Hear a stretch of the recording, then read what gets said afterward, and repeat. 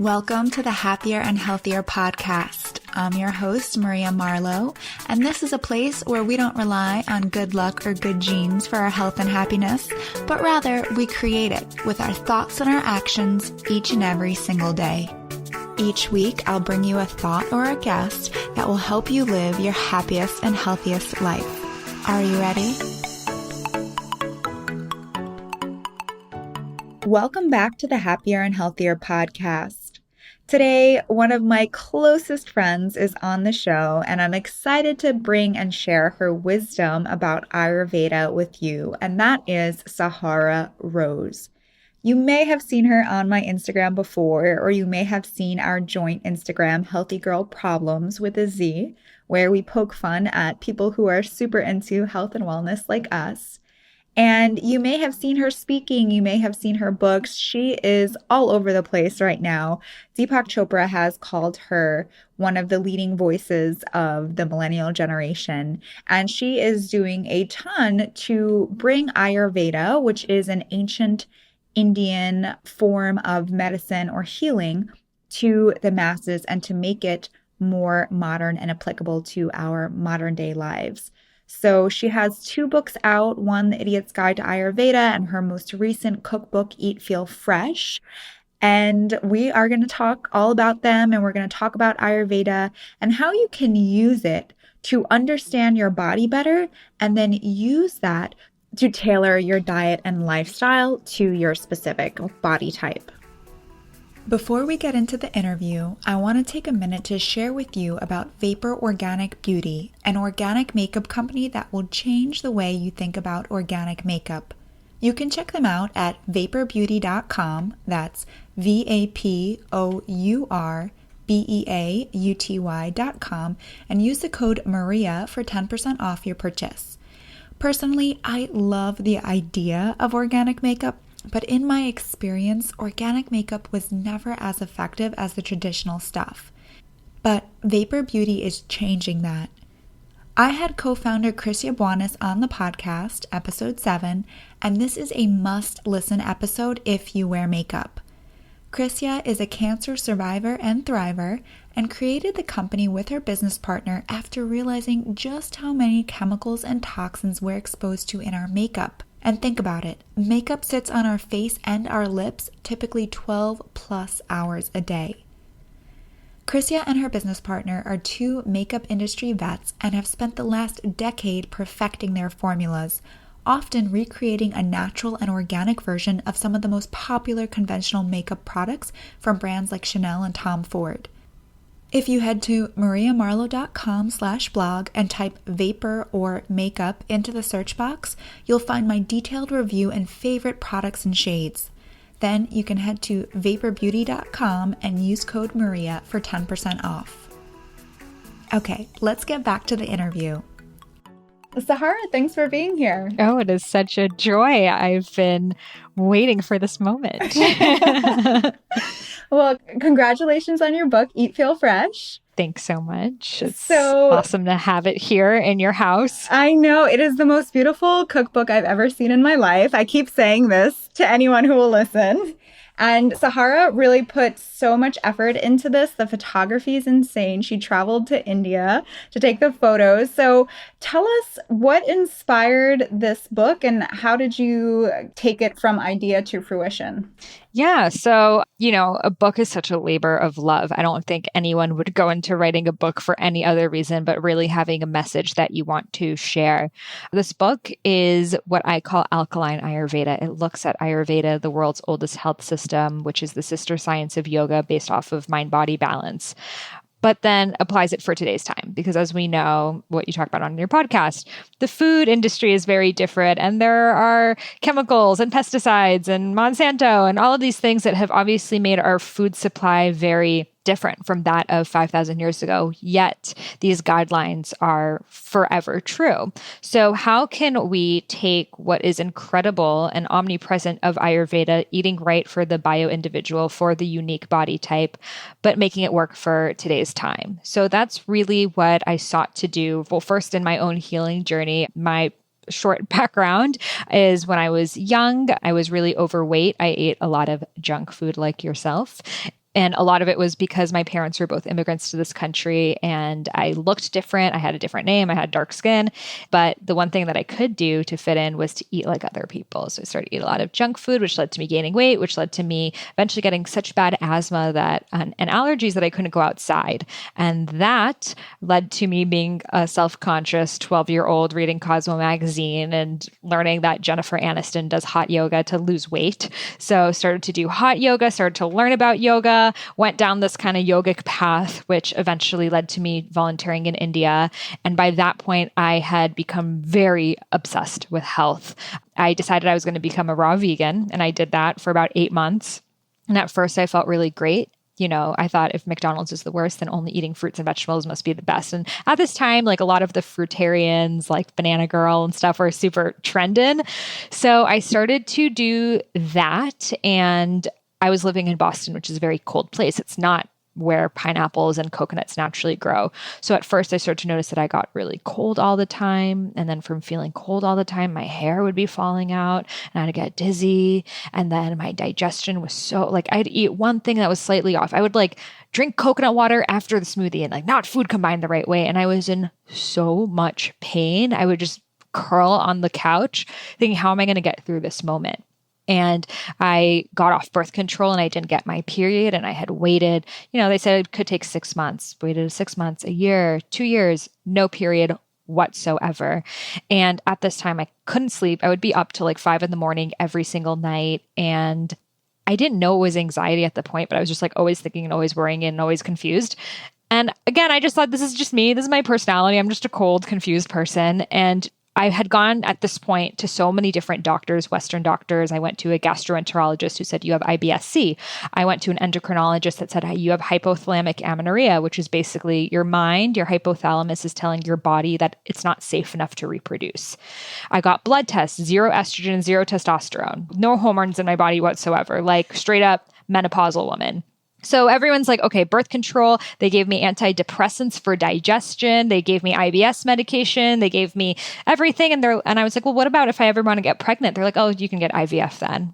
So, oh my God, how old were you at this point? I was 21. Wow. So here I am set up for a life of in vitro. And I knew deep down inside there's something that is connecting all of this, but I don't know what it is. So I tried every diet. I did the SIBO diet. I did the paleo diet. I did the every acronym you can imagine. I've done the diet for that. And I became vegan when I was 15 and I stopped being vegan. I tried bone broth. I tried literally everything to heal myself and nothing was working. And I had done IIN like yourself. And one of the lessons there is Ayurveda. And I thought Ayurveda is pretty cool. It's a personality quiz with nutrition. I'm into personality quizzes. I'm into nutrition. That's dope.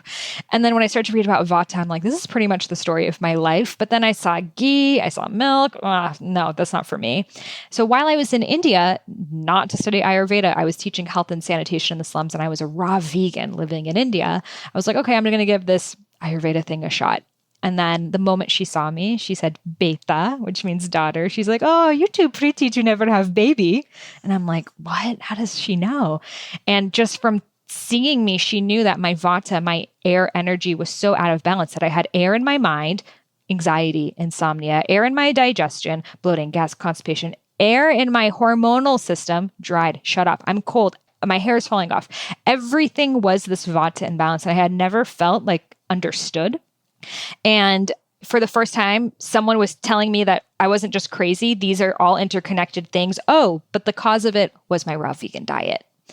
So I wanted so badly to follow Ayurveda, but it was still so old school. There was so much dairy in it. There was everything. The solution is ghee. And for me, I loved the science of it. I loved how interconnected it was, how bio-individual it was, but the approach was just so Indian mother. And I was there has to be something new. And I'm looking, are there books that modernize this? Nothing. So I'm okay, I guess I'm going to have to write one. And so I basically went down this journey of studying everything I could about Ayurveda. I ended up living in India for 2 years, dedicating my life to studying this healing science, but also modernizing. And at the same time, I would look up different nutritional studies, we would see 95% of serotonin is stored in the gut. Okay, how does this related to how they say digestion is the key to happiness? Okay, we can see that there are endomorphs, mesomorphs, and ectomorphs. Wow, that's connected to Vata, Pitta, Kapha. So I'm like constantly bringing these two worlds together. I ended up studying sports nutrition and wrote my first book before I had met you or any author, and decided to call it Eat Right for Your Mind Body Type, which took me 2 years to put together. And then finally I was like going to self-publish it, but I knew that I needed to get this book into bookstores and I needed to help people in a bigger way. And I had no idea how that would happen. And this is when you come in, the angel in my life. Shout out to Maria, truly, because she's why this book happened.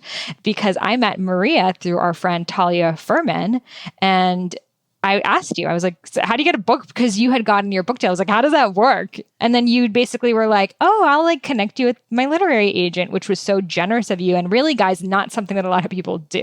So Maria's the real deal when you listen to her podcast. Like I can vouch. So I got connected to your literary agent, and then from there happened to be like 2 days later.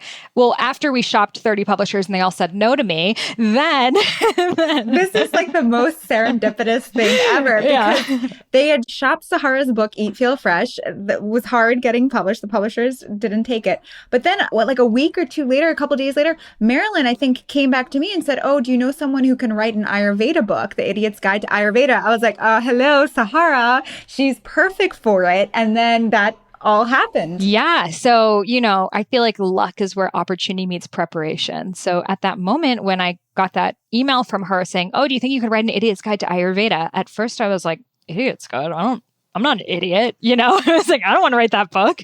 And I was like, you know what? If it's going to help me get my book published, I'll just do it.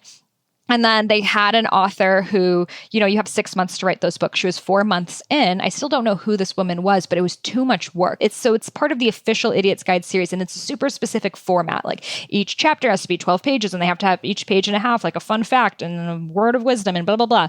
And she was like, I just can't do this. So they were basically looking for someone to write the whole book start to finish in 2 months with nothing turned in. So they told me, okay, if you were to write a table of contents, what would it be? And it's not like chapter 1 through 5. This is what it would be. It's like, this is an in-depth to the paragraph table of contents. So this is when I straight up channeled source, or something came through me, something greater than me came through me, because I had a week to do that. And that day I got it done and I sent it back to them. And they said, okay, you have a week to write the first chapter. We want to see your tone. And the next day I channeled source. And when I say channeled source, that really just means I got in the zone.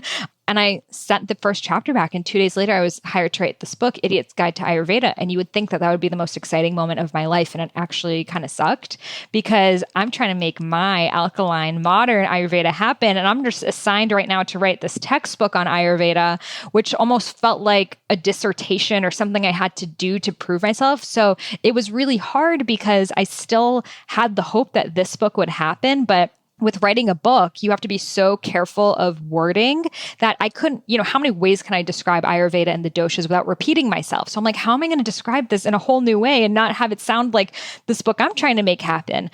But eventually I realized that, imagine if I die next year and like, this is the last book I'm going to write. I really just have to give this my all, as if this is it. So I did. And through the journey of writing that book, I realized that Ayurveda is so much more than food. It's an entire life system. The word Ayurveda means knowledge of life. And that actually really prompted me to learn more into the chakras and the koshas, which are layers outside of the body, and really deepen my spiritual practice of Ayurveda. So I'm so grateful for writing that book. And then... Wait, can we just, for 1 second, just for people who don't know what Ayurveda is, can you just explain what is a little summary of what is Ayurveda? Yeah. So it is the world's oldest health system that all health systems originate from. Chinese medicine, Greek medicine, Western medicine, herbology, surgery. All of this comes from Ayurveda. It originated in the Indus River Valley, specifically in northern India. And it essentially was part of the Vedas. The Vedas are the first written texts ever. So the word Veda means knowledge. So yoga is a part of Veda. Yoga is a spiritual practice. It means to yoke with Brahma, universal source consciousness. So yoga was the spiritual practice to transcend the body, to become enlightened. But Ayurveda was the sister science that said, how can you transcend the physical body when your digestion sucks and your back hurts and you're anxious and all these physical and mental issues are happening? This is a predecessor to that. So if you are going to a yoga class for any of those physical or mental reasons, you are practicing Ayurveda. So it is a mental and physical well-being system. And what makes it really unique is it focuses on the unique bio-individual. They call it a dosha, which means an energy type or an archetype. So things are very customized to you, and not just your one dosha, but how they change with the seasons, with your environment, with the place that you live. So it really helps you put language to these observances that we all notice in our body and in time and in our environments and in our foods. It just puts it in language, things that you intuitively know and are doing, like eating a different diet in the winter than you are in the summer, or eating differently for breakfast than you do at lunch. It just explains why you are doing that.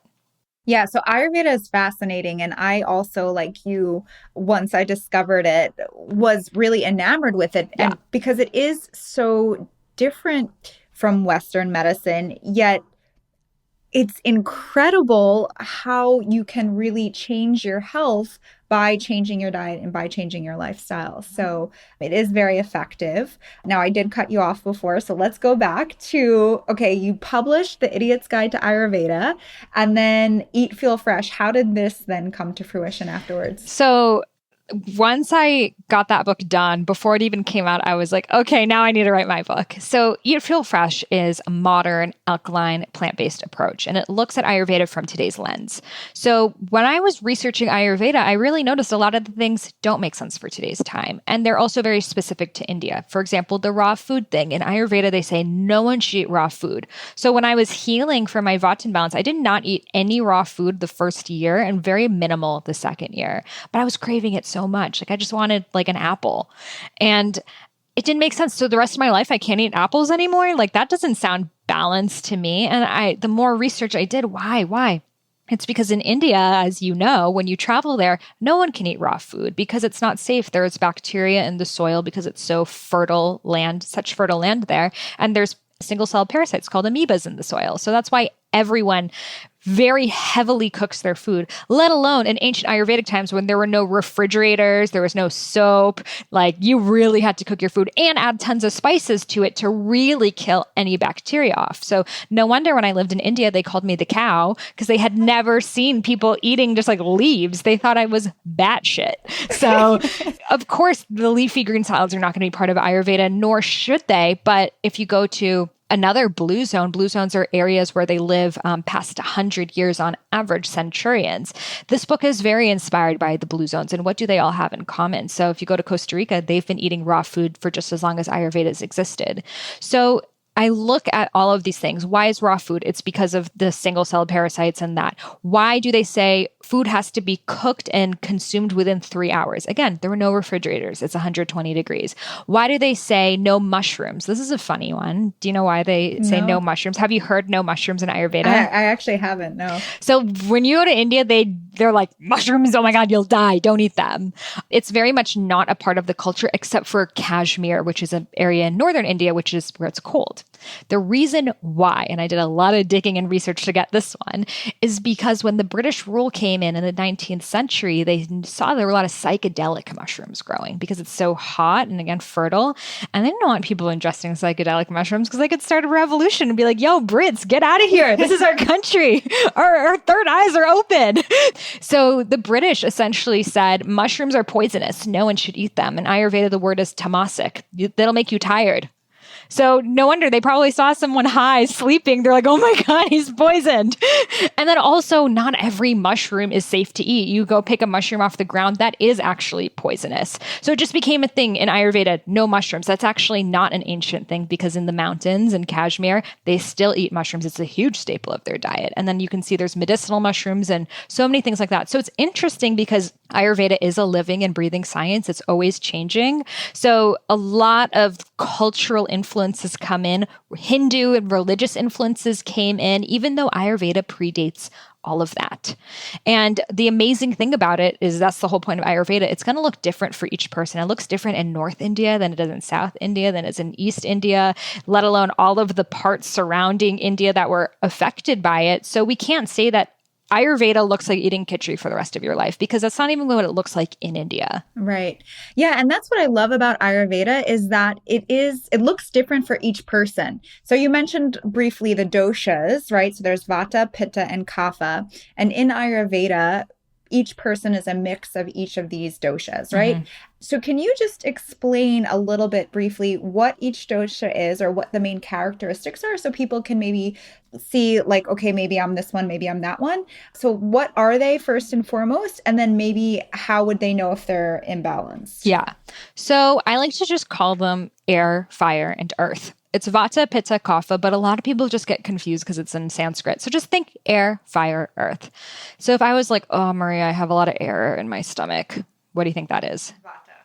But what does that mean? What is air in my stomach? Like, well, you're what gassy. Symptoms? Gassy. What else? Gassy, bloated. Mm-hmm. What do you think my stool's like? It's probably loose. Mm-mm. No. Think if you're dry and it's cold, it's constipated. It would be constipated. It would be stuck. Exactly. So Vata, digestion, air, bloating, gas, constipation. If I was like, I'm dating this guy, he's just really airy. What do you think he's like? He's all over the place. What do you think he dresses like? What is he? My airy boyfriend. Well, maybe very like not super like buttoned up, more like loose, relaxed. Mm-hmm. What do you think he does for work?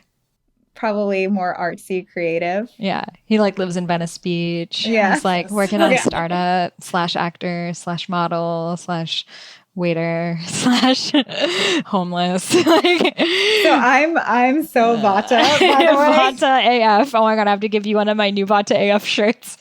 But that's what Vata is. I mean, I have a lot of Vata in my mind as well. So Vata is air. It's moving, it's fast, it's creative. So the good side of that is that Vata, airy fairy dude, he's a creative. He probably works at an ad agency. He probably has all these ideas. He writes screenplays in his free time. So that's the incredible part of Vata. You're full of ideas and they're ever moving. You're never going to get run out of ideas, right? But the other side is you have too many ideas and you don't know which one to focus on. And they're very good at starting things, but not so good at completing them. Okay, so say you are a Vata. Mm-hmm.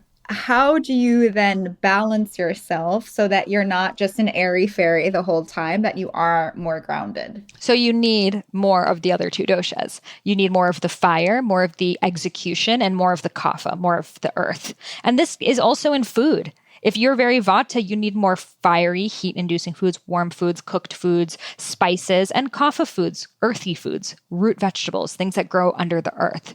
So whatever you are, you need more of, and whatever you're lacking in, go to the ones you don't have.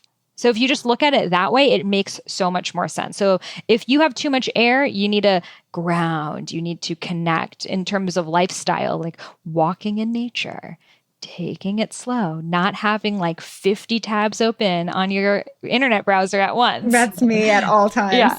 No, same. And then I'm like, wait, what was I just doing? Wait, here. And then you're just like starting things. And it's like the Vata mind is always multitasking, but that's the opposite of what they need, because the mind can multitask, but the body cannot. You know, if you are eating food, your body's like, okay, it's time for digestion. But if your mind is, 30% of meals in America are consumed while driving. So if your mind is operating a heavy motor vehicle and your body is digesting food, what's more important? Well, obviously driving to survive. So the energy is not fully going to digestion. And that is the reason why Vatas have poor digestion, because their energy is scattered. Now, this is on a physiological level as well as on the mental level, and the two reflect one another. So if you are Vata, more grounding, more action, and then more rest and recharge. Okay. Yes. And more root vegetables. And you follow a very Vata pacifying diet. Yeah, no, for sure. Yeah. I'll tell you about my little history with Ayurveda after this, but let's go through the... Yeah, I remember your ghee eye experiment. you weren't kidding about them loving the ghee. They love the ghee. They're like, oh, you have a problem? Ghee. Just shove the ghee everywhere. If you think about it, in ancient times, they didn't have many tools. They had a cow. So they would figure out, okay, this cow, it has milk, it has cheese, it has yogurt, and ghee. And healthy fats are so important to us. And ghee is a form of healthy fat. So they didn't have like cold pressed olive oil back then. Like that was the only option. So it makes total sense. And I do think ghee can help in many ways. But as we know, most cows are not treated the same as they were in ancient India. You don't have your like local cow that you like give flowers and offerings to and it's like treated better than your daughter. Yeah. Like now they're factory farmed, they're fed with hormonal foods, corn, they're shot up with antibiotics. That's going to come out in the milk. And as we know, toxins accumulate in the fat. Right. So you're getting all the toxins in that ghee. If you get like local, non-pasteurized, organic ghee, go for it. If you're just going to your regular supermarket and picking up that ghee from the pasteurized regular milk, then that's just a bunch of toxins in there. Yeah, for sure. And you can get organic ghee that's pasture raised. Yeah. And that, yeah. Totally. So it's all about quality. Yeah. So I think you can totally have ghee. It's just personally, I don't like the smell of it. I don't like the taste of it. Like maybe it's because I've done a panchakarma in India. But, oh my God. But I'm like, no. So you don't need it to follow an Ayurvedic diet. But if some people are like, I love ghee and it's so nourishing, then go for it. And it's great for your digestive system. It's really great for repairing digestive issues and intestinal cell wall. And I also did it wasn't a full I have done panchakarma, but I had gotten parasites probably 5 years ago. And I tried all the conventional routes to go away. I went to the doctor. They tried to give me antibiotics. They gave me some anti-parasite drug that did work for like a month and then it would come back. And it was just like this roller coaster. And the ghee worked. Okay. So I finally went to, I was like struggling, like so ill for probably almost a year, if not more. Anyway, finally went to an Ayurvedic doctor. I didn't even say a word to her. I walked into the office. She looked at me. She grabbed my wrist. She moved it around. She started writing notes. She's like, yep, vata imbalance, too much air, blah, blah, blah, blah, blah. Okay, this is what you need to do. And so she knew exactly what was wrong with me. And then she gave me this plan where I had to have ghee and khichdi, which is like rice and lentils with spices. And I had to then eventually take castor oil. So anyway, I was doing the ghee and yes, the smell of it just like gagged me, but like whatever, I got it down. I did the castor oil cleanse, which was quite an experience. Yeah. That will clean you out, like steam clean you out basically. But lo and behold, after 5 days, the parasite was gone and I was never sick again. Meanwhile, I had tried all of these things for like a year. Totally. Yeah, so that didn't work. And then, yes, doing panchakarma, they make you like drink the ghee, which is again nauseating, but very healing. Exactly. And I think it's just a true testament that there's a reason why these practices have lived on. If they didn't work, they wouldn't be passed on generation to generation. There's some truth and validity to them, and ghee and all of these products do work. But I just think that sometimes there are better, for example, like using it as eye drops. I think there's some better eye drops out there on the market than the ghee drops. But if you want to have really blurry dairy vision, go for it.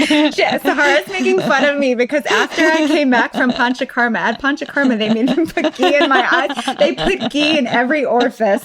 Literally. So when I came back, I was like smearing ghee everywhere. You're really doing like pools of ghee in your hands, like sticking your eye in it. But it worked. So it worked. Well, ghee, what's interesting about ghee is it is a healthy fat, but it is cooling. So it works for vatas and it works for pittas.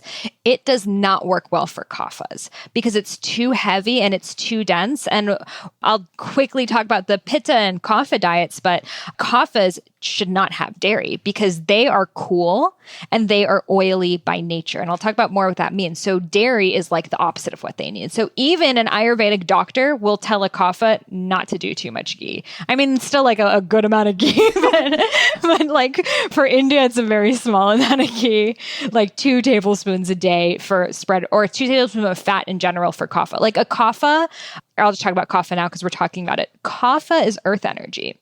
So if I was like, that girl is so earthy, what do you think she's like? Well, she's probably a little bit heavier set, a little bit slow. Yeah, very, very grounded. Yes. She talks a little bit like this too. Just want to take that in. So good to know that from you, Maria. So the Kaphas, they move slowly, they talk slowly, but there's something really peaceful about them too. Do you ever have guests on your podcast that talk a little more like this? Most of my podcast guests have been a little bit more upbeat, but I know what you mean. I've definitely met Kaphas. So some people, when they hear this voice, they're like, oh, I want to be around friends like this.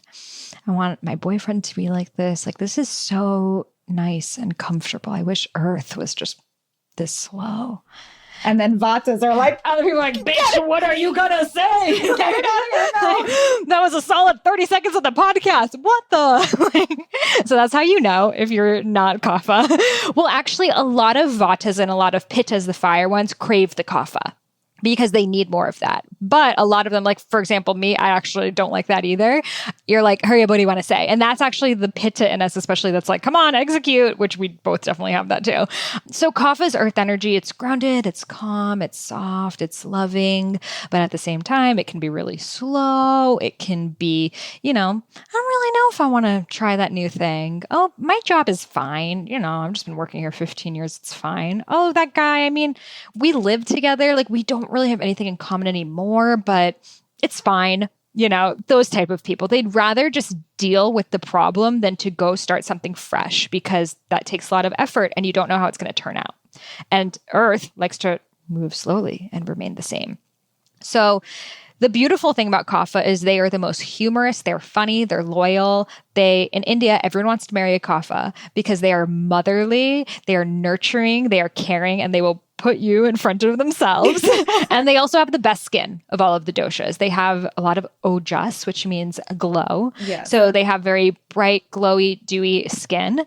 But the con side of that is they tend to gain weight easily.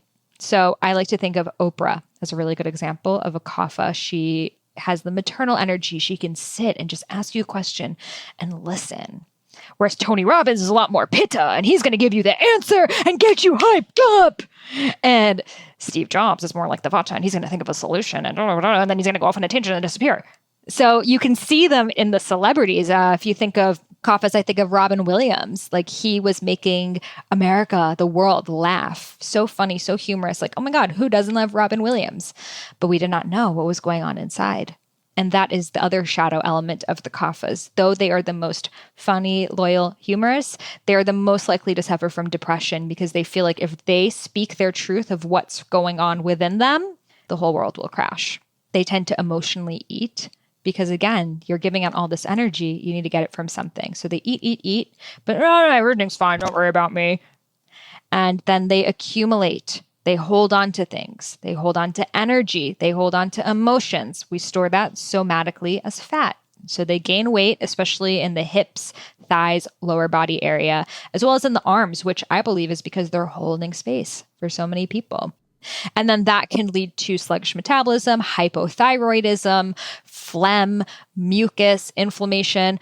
So when I was a kid and I was overweight and had asthma and allergies, that was a kapha imbalance happening. But I thought, so kapha must be my main dosha, because I was like that as a kid. And I also have a very kapha face. For if you saw my picture, I have got the glowing skin, but I gain weight easily. Like, I can look at the wrong food and gain weight from it. So I always thought that that was my main dosha, and we can talk more about this, but sometimes the dosha that you had as a kid is not actually what your main dosha is. As children, we are all naturally more kapha, because we are building our blocks for the rest of our lives. So that's why kids have like padding and baby fat. It's because, like, if you fell and there was no fat, you would literally injure yourself. Kids have round faces and they are always mucus and phlegmy and runny noses because they're in the kapha period. Now, for some kids, they don't really get out of it as much. They keep that up. Whereas most people in their mid-years, they become more pitta. Now, pitta is the fire dosha. So if I was like, that girl is fiery, what do you think that they're like? She's like a go-getter. She's a hustler. She's a boss lady. She's an action taker. Exactly. So go-getter, hustler, boss lady. Now, what happens when things don't go wrong? When things go wrong, yeah. Overheats, like angry, red, Yeah, inflammation. exactly. And what happens if it's lunch and lunch is pushed back an hour? She's probably very angry. Yeah. Yeah. Hangry AF. Like that is the pittas right there. So they have that fire. They're passionate. They're energized. They know what they want. But that fire can turn into a volcano. Pittas tend to be very structured, organized. Like they're the type of people who's like, oh, we're going to go on a walk next month. Let me shoot you a Google Cal and please reconfirm with me like 24 hours in advance, like 4:14, meet me at the corner of this. Don't be late. Let me know if you're going to be late so I can move around the rest of my day. Like they need to know what's up because again, that fire energy wants to control things. And that's really what it's coming from. But if you're like that, you're probably really good at being an entrepreneur and the CEO because you have that analytical and organized mind. They like color coordinate their closets. They like have their underwear drawer. Yeah, everything. Like they have that organization, delegation, leadership skills. But the opposite side of that is they can't take criticism well. They need to be the leader or else they don't know what to do. They can be forceful and aggressive and rude and impatient, angry. They can be like, hurry up. Or why isn't everyone going as fast as me? Why isn't everyone working as hard as me? Because they don't realize that not everyone is a pitta. So I think of Jennifer Lopez has a lot of pitta energy. So she's like fiery and sexy and she's a Leo, which also is like the fire sign. And her songs are all like fuego, fuego. It's like came out with a new album, Fuego Volume 7. She's like constantly wearing red flames. But like, I would not want to like cross her wrong. Like I do not want to get on JLo's bad side, but she still has that, like Latin women in general are very pitta. That's actually a quality that is desired. Just like in India, they all want to be kapha. In Latin culture, they want to be pitta. In Western American culture, we all want to be vata, like rail thin and like dying. So it's funny how we can change our bodies or force ourselves to change to try to fit these doshas when really they're all beautiful in their own way. And if we just accepted the deck of cards we were born with, we would be on the right path. So they have that going on in the mind, feisty, also angry. And then in the body, it's heat. It's irritations, inflammation. It's, you talk a lot about skin. It's acne, heat raising up the body. It needs to leave from somewhere and it's showing up on your skin. It is heartburn. Your heart is literally burning. It is acidity. It is ulcers. It is all of these symptoms of irritation and excess heat in the system, in the mind, in the body, in everything. So what pittas need is they need to cool down. They need to have more leafy greens and coconut water and coconut products in general. And they need like a good amount of food. They can't fast. Like that does not, vatas are like, yeah, let's go on a water fast. That sounds like a great idea. Like juice cleanse, I'm in. Pittas are like, no, like I need to eat or I will literally kill someone. And kaphas are like, yeah, like kaphas like don't eat the whole day and then eat everything like at night. But they're very like, yeah, I'm fine. And they're kind of like munching on things and tend to gravitate towards sweet foods, comfort foods. They're eating more for emotional reasons than they are for hunger. Pittas, no, it's like real deal hunger because it's so much. If you think about the digestion like a fire, which is how we think of it in Ayurveda, the fire is burning through things so fast. Like Kush is so pitta. Yeah. Steven is so pitta also. So it's like literally they need food at all times or they just don't know what to do. So it's amazing when you know your dosha, your significant other's dosha, your friends, because you can like handle them in such a better way. Yeah. And are there any doshas that are good together, like match made in heaven, or it doesn't really matter? Yeah. So one of the next books that I'm coming out with is Love and Relationships and Sex and the Doshas. So I always say within the partnership, there should be all three. So let's say you are very vata. You should be with someone who exhibits some pitta and some kapha so you can come together. So for example, and actually in your relationship too, like my personality is more vata pitta and my fiance's is more pitta vata. So we both have the work ethic and we're both creative, but what our issue is neither of us chill. Like we can both go forever. Whereas my ex was very kapha. So he always wanted to chill and I always wanted to do things, which was nice because sometimes I'm like, oh yeah, this makes me chill. But I actually didn't like it because I wanted to keep doing things. So within the relationship, if you're missing one dosha, you guys both need to pay an effort to it because it's not coming naturally to either of you. I feel like you and Kush are both also like Vata Pitta. Yeah, we are for sure. Yeah. So it's like hard because if like the kapha in the relationship is like, come on, babe, let's just stay home and snuggle and like, let's just chill, which is a really good thing to have in relationships. So if neither of you is naturally kapha, you guys need to like schedule in some kapha time. Yeah. Well, we started doing that actually. Yeah. So it's so funny. But yeah, I think sometimes I'm like, wow, we are too alike and we're just like too airy fairy sometimes. Or no, I mean, you guys both have like the pitta and the fire, like two true Vatas, only Vatas. Like if Keira Knightley and Steve Jobs were to date, it would be like they're both so airy. They would be like, I'm working on a movie. Well, I'm working on the iPhone. Bye. And it's like, that's what happens with the Vatas. They're like super passionate, like, yeah, we're going to travel the world and create all these businesses. And they're like, okay, bye. Because it's the air. It's nothing tangible. And then the Pitta is two very like ambitious go-getter type people, like Madonna, like let's say Madonna and like J-Lo and A-Rod. They're both so Pitta, right? But I feel like he's the more kapha one in the relationship just from following them on Instagram. But you can tell they're both like feisty and fiery, and probably when they fight, like God, like there's like fire in the skies. So he tends to be the one that chills her out just from my stalking. And if there's two kaphas, then it just turns into like, should we stay home again? Yes. And neither of you guys is stimulating and bringing new dynamic things in the relationship. So yes, any combination can work. They're each going to have their unique strengths and weaknesses. Yeah, it's so interesting looking at relationships through that lens. Oh, it's like such an important thing. There really should be dating apps. Like, what's your dosha? Well, there you go. Your next no, when I'm hiring assistants, that's part of my application. Because I don't need another super Vata person. Like I can think of all the ideas. I need someone who can help me execute them. For sure. Yeah.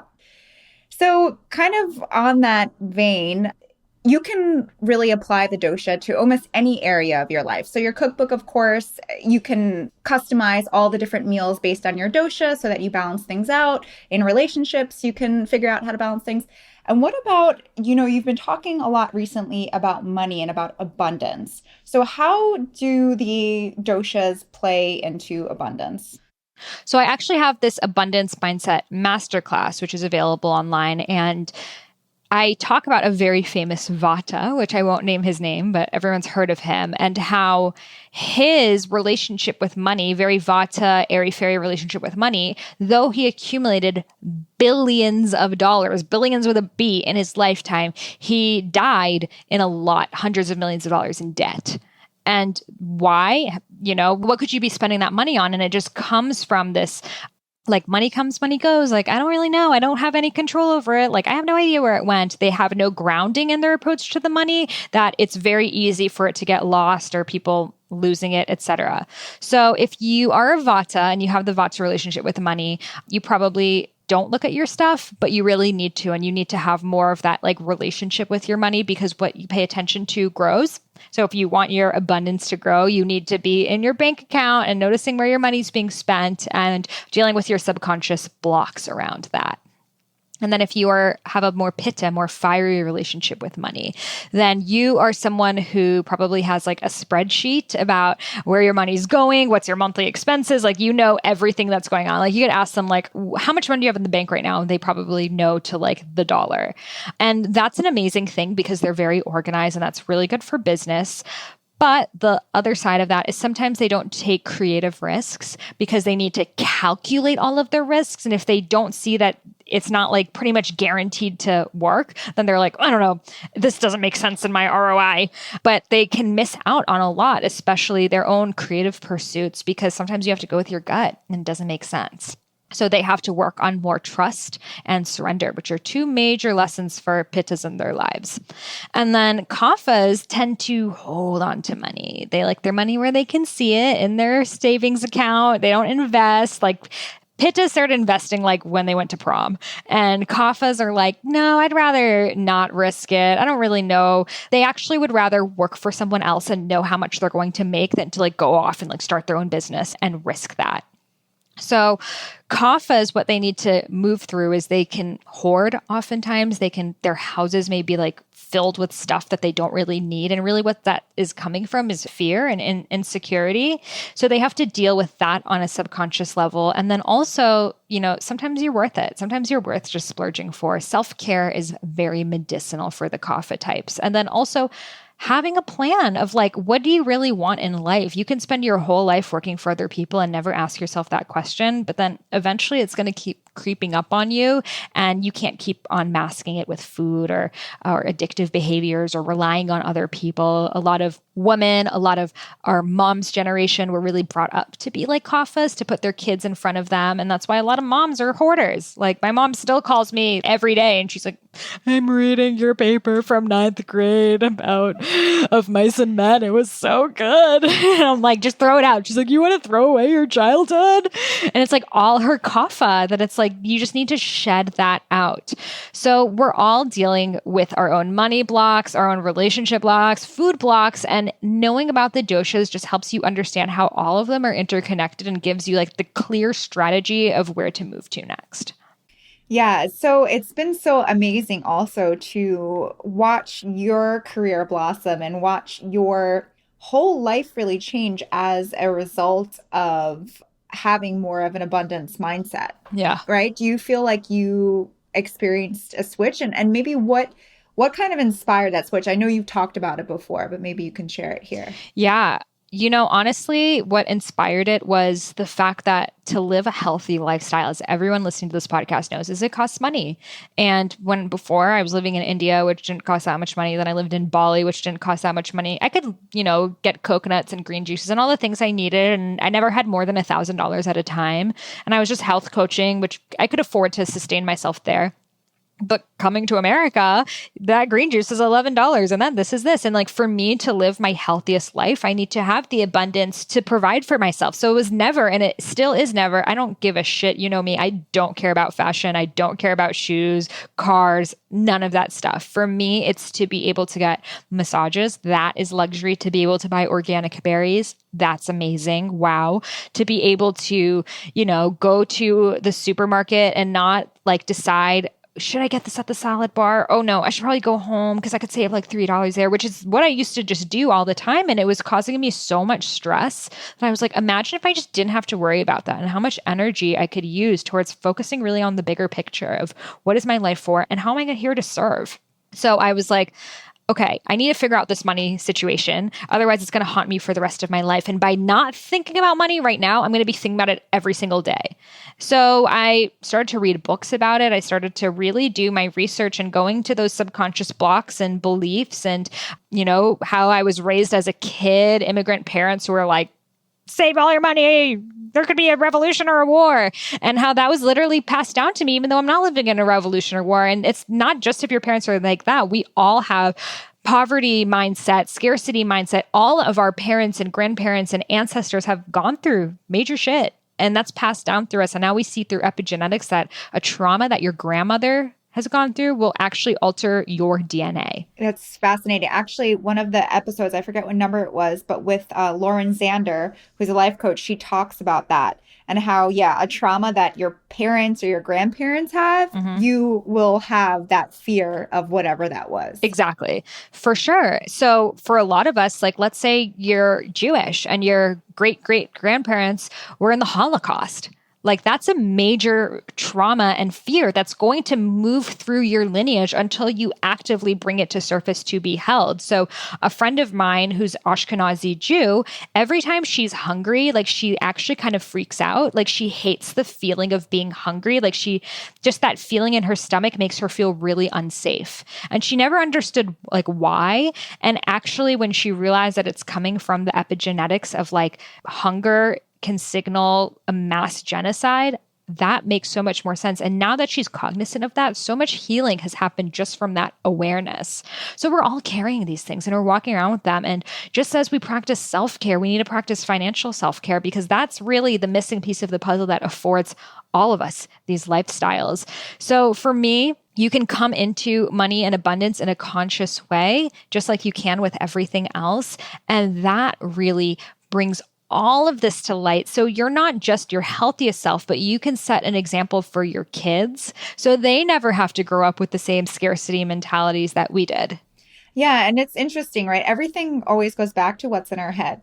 Whether it's like getting healthy or the abundance or whatever it is, it all kind of goes back to what we're thinking in our head. And if we think we can be abundant, then we can. If we think we can get healthy and do it, then we can. Exactly. Like in Ayurveda, they say your health is only 1/5 food. So what's the other 4/5? That was my question. So 1/5 food, and they don't say that. And really it's, you come up with your own answer. What are the other 4/5? So that could be your relationships. It could be your abundance. It can be your environment. It can be your purpose. That's up to you to decide, right? So that's the really interesting thing about it. You can decide what makes you healthy based off the things that you find valuable. So interesting and perfect lead up to my last question that I love to ask everyone. If you could leave our listeners with just one tip or piece of advice to live a happier and healthier life, what would that be? Yeah, my advice that would have solved all of my problems, more than the food, more than everything, was to be moving towards my purpose. And I think a lot of us, we get so distracted with, oh my God, well, this has this many calories and this, oh my God, the GMOs in this. And like, trust me, you could spend the rest of your life stressing out about this stuff. I did it for a while. And you're missing the greater purpose of why you're here. And no one is an accident. Like, trust me, are there any accidents in nature and the seasons and even the falling of a leaf? There's no accidents in nature. So the fact that you're here means that you're here for a purpose, and you can continue to pretend that purpose doesn't exist, or the time is not right for that purpose, or you need to reach the certain weight till you can live your purpose, or whatever your own limitation that you actually just made up is. But knowing that purpose and walking towards it is actually what's going to solve all of your health problems. My Vata imbalance, more than my raw vegan diet, was based off the fact that I had no idea what I was doing with my life. And it was based off the fact that there I was, I thought I was going to be a human rights lawyer, saying that didn't work out. And then like, what the hell am I going to do? Okay, let me distract myself by getting really obsessed with food right now. That's a great thing. That's going to really preoccupy me. And yes, it led to me finding my purpose through the vehicle of food. But really, that whole imbalance of not getting my period and the anxiety and all of that was just because I was off path. So when you look at what your symptoms are, whether they're Vata, Pitta, Kapha, but you start moving towards the direction of your dharma, your divine purpose, which you may have no idea what it is. But if you just move towards what feels exciting to you right now, you're going to see that your health problems start to disappear. Yeah. I definitely think that our health is a reflection of way more than just our food. I think food is often a gateway and a pathway for people to start exploring the other areas of their life, because when you do eat better, you will feel better, you'll think clearer, and then you can kind of go down the path of figuring out maybe what your path is and what your direction is. So I do have to follow up with a question though, because I'm sure people are thinking this. How do you find out your purpose? I have an entire program called Doshas and Dharma, which is how your purpose is related to your dosha. So you can do that. But basically, long story short, to find your purpose is to see what are the skills you were naturally born with, which will be related to your dosha. Are you that creative Vata type? Are you that like leader-driven Pitta type? Are you that like amazing coach, friend, therapist, chef, patient Kapha type? And just from figuring that out is going to open a lot of doors towards your purpose. So follow what feels like home and you'll find your purpose. I love that. Well, thank you so much. Thank you. People, everyone can find Sahara on Instagram. I am Sahara Rose. Yes. And your website as well. And I have a dosha quiz on my website on iamsahararose.com. So if you're still really confused about your dosha, just take the quiz and you'll figure it out. Yeah, definitely take the quiz. It's very comprehensive and totally spot on. Well, thanks, Sahara. Thank you for having me. Thanks for tuning in this week. If you enjoyed and got value from this episode, I'd be so grateful if you can take just 1 minute to leave an honest review on iTunes, as that will help us reach more people and get incredible guests on the show. To say thank you, email a screenshot of your review to info@mariamarlowe.com and we'll send you a free 3-day healthy eating sugar detox meal plan. After each and every episode, I encourage you to come say hi on Instagram at Maria Marlowe, that's MariaMarlowe, or in the private Happier and Healthier podcast group on Facebook. In both of these places, we can continue the conversation about today's episode, so come and share what you think. If you want more, you can also head to mariamarlowe.com, where you'll find tons of healthy recipes, meal plans, and resources to help you live your healthiest and happiest life. Lastly, if there's someone you know who'd enjoy this podcast, make their day, and mine, and send it to them now. Until next time, don't forget, health and happiness are a choice. Our thoughts become our reality, so make sure you're thinking up a masterpiece.